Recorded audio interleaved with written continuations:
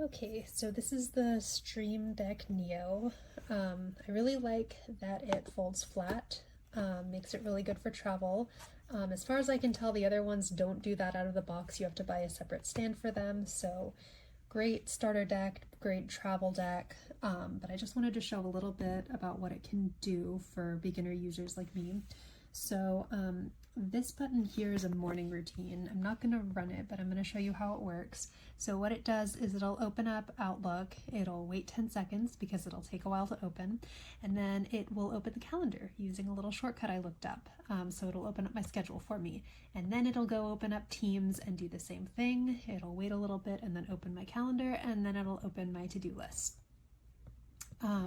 And then it does a whole lot of other things, like I installed some plugins for system control that let me shut down, restart, and sleep the computer. This one will lock the computer. This is just a hotkey for Control-Alt-Delete.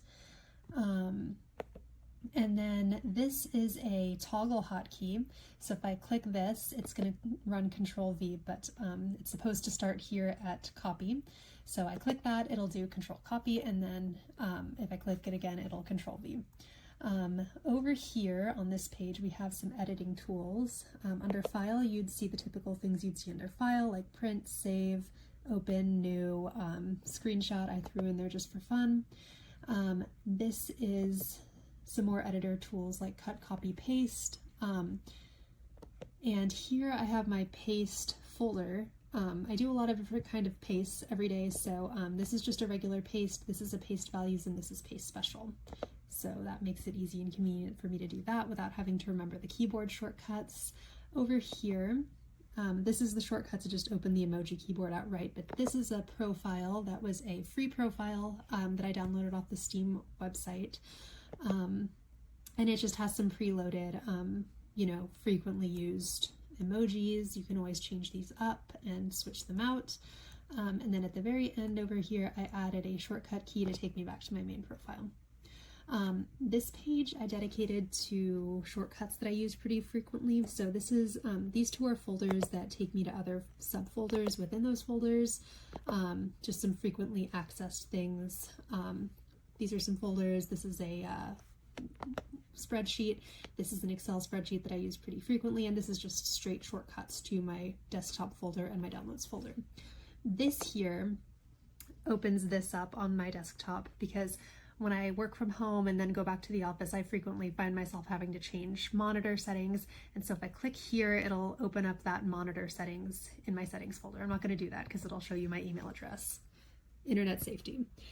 This takes you to all of my custom profiles. So this one takes you to my Teams profile. They are set up to run automatically, but I just wanted to make it easier to navigate between all of them. So this takes me back to the main one, and this takes me back to Teams. These are some just basic Teams shortcuts, and this is the one that I use when I'm in meetings. It mute and unmutes my microphone, turns my camera on and off, turns on background blur. This is to let me leave a meeting. This lowers and raises my speaker volume, and this takes me to some reactions. Raise hand is just out here. This one, I did have to install the Teams plugin to be able to use all of these features, but that was just a free download. It was pretty easy to download. I kind of used the basic Teams profile as a starting point and then added some other features and icons to it. Oops. And I have profiles for each of my individual programs like this. I started out again with the free Excel profile and then added a few more pages for my macros that I created. And then Word, this free profile was not very useful at all. It didn't have very good tools. So I added some subfolders to kind of expand it and give me some more options, like increase and decrease font size were there, but then I also added subscript, superscript. I'm a scientist, I use those a lot. These will give me some formatting options so I don't have to remember Control B, whatever. And then I can go back to my main profile. This folder opens up the deck program, and it also raises and lowers the brightness on my deck. And this is just a basic screenshot button. So all kinds of useful things this thing can do right out of the box and without dropping any money on paid profiles or paid plugins. Really cool tool, even if you're just a basic everyday office user.